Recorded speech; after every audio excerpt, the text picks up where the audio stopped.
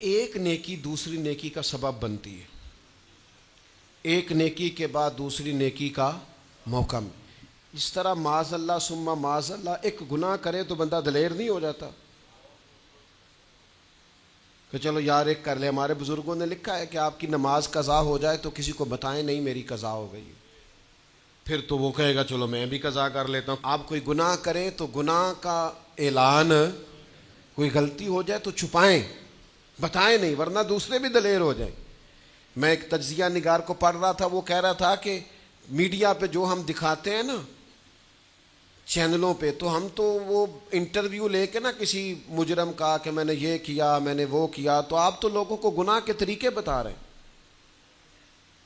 آپ لوگوں کو دلیر کر رہے ہیں کہ اس نے کر لیا تو میں کر لوں گا تو کیا ہو گیا. ایک گناہ دوسرے گناہ کا دروازہ کھولتا ہے، اسی طرح ایک نیکی دوسری نیکی کا سبب بن جاتی ہے. عارف رومی فرماتے ہیں ایک شخص نے اپنے مرشد سے پوچھا تھا کہ حضور مجھے کیسے پتہ چلے گا کہ میرا ذکر قبول ہے؟ تو کہنے لگے جب تو نے پہلی دفعہ ذکر کیا تھا نا اور اس ذکر الہی کے بعد تمہیں دوبارہ ذکر الہی کی توفیق ملی تھی تو رب نے وہ پہلا قبول کیا تھا تو دوبارہ توفیق عطا فرمائی، اس کے حضور وہ قبول ہو گیا، دوبارہ تمہیں توفیق عطا کر دی. ایک نیکی دوسری نیکی کا سبب. اگر آپ نیک ہونا چاہتے ہیں تو نیکیاں کرنی شروع کر دیں.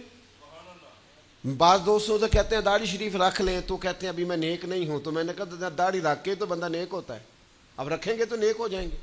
شروع تو کریں، آپ کو اس کا لحاظ ہوگا کہ یار اب میں نے داڑھی بھی رکھی ہوئی. ایک نیکی دوسری نیکی کا رستہ کھولتی ہے، ایک نیکی دوسری نیکی کے لیے راہ کو کشادہ کرتی. اگر نیک ہونا چاہتے ہیں تو یہ روحانی قانون یاد رکھیں کہ ایک نیکی دوسری نیکی کا سبب بنے گی. امام طبرانی روایت لائے ہیں نبی پاک علیہ السلام کے حضور ایک شخص نے عرض کیا تھا کہ یا رسول اللہ صلی اللہ تعالی علیہ وسلم، دور جاہلیت میں نے 360 بچیوں کو زندہ درگور ہونے سے بچایا ہے. ان کے ماں باپ اور ان کا باپ جو تھا وہ معاذ اللہ ان کو زندہ دفن کرنا چاہتا تھا، میں نے اونٹ دے کر بچیوں کو بچایا اور پھر میں نے ان کی پرورش بھی کی. تو یا رسول اللہ صلی اللہ علیہ وسلم میں نے 360 بچیوں کی جان بچائی ہے، مجھے اس کا اجر ملے گا؟ یہ بڑی باریک بات اس شخص نے پوچھی ہے. اصول یہ ہے کہ حالت کفر میں جو انسان نیکی کرتا ہے اس کا اسے اجر نہیں ملتا. اجر کے لیے ایمان ضروری ہے، ایمان پر اجر مرتب ہوتا ہے. جس کا ایمان نہیں اس کو اجر نصیب شرط ہے کہ بندہ مومن ہو تو اس کے نیک اعمال قبول. اب یہ سوال کیا کر رہے ہیں، ذرا باریک بات ہے سمجھے. یا رسول اللہ صلی اللہ تعالی علیہ وسلم، کیا مجھے اللہ اجر دے گا؟ میں نے دور جاہلیت میں 360 بچیوں کو زندہ درگور ہونے سے بچایا ہے، اس کا مجھے اجر ملے گا؟ قربان جائیں، حضور فرماتے ہیں انا افصح العرب، میں عربوں میں سب سے زیادہ فصیح و بلیغ ہوں. اس نے کہا حضور اجر ملے گا؟ تو حضور فرمانے لگے تمہیں تو اجر مل گیا ہے. وہ حضور سے پوچھتا ہے یا رسول اللہ میں نے 360 بچیوں کی جان بچائی ہے، زندہ درگور ہونے سے بچایا، اجر ملے گا؟ حضور فرمانے لگے تمہیں تو مل گیا ہے. او بھائی مل گیا نا، حضور کے سامنے بیٹھا ہوا ہے، اس سے زیادہ بھی کوئی اجر ملنا ہے؟ نبی پاک کے سامنے بیٹھ گیا ہے اور حضور سے سوال کر رہا ہے.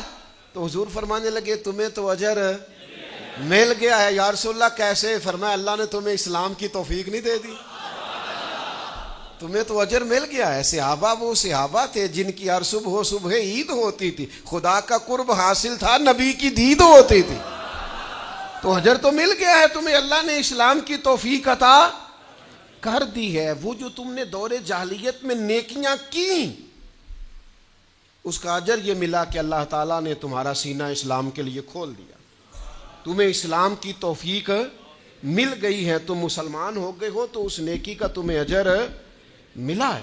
زندگی بھر یاد رکھیں آپ نیکی کریں گے تو نیکیوں کے رستے کھل جائیں گے، آپ تقوی کی راہ پر چلیں گے تو آپ کا سینہ اللہ تعالیٰ کھول دے گا عبادت کے لیے. ایک نیکی دوسری نیکی کا سبب. اس لیے حضور علیہ السلام نے فرمایا تم نے نیکی کو کبھی حقیر نہیں سمجھنا. کچھ نہ ہو سکے تو بھائی سے مسکرا کے ملاقات ہی کر لو. چھوٹی سے چھوٹی نیکی کو بھی چھوڑیں, حریص ہو جائیں نیکیوں کی. نیکیاں کریں گے تو آپ محسوس کریں گے کہ ایک روحانی ضابطہ قائم ہو گیا ہے کہ اس نیکی کی وجہ سے اللہ تعالیٰ مزید نیکی کی توفیق عطا کر رہا ہے.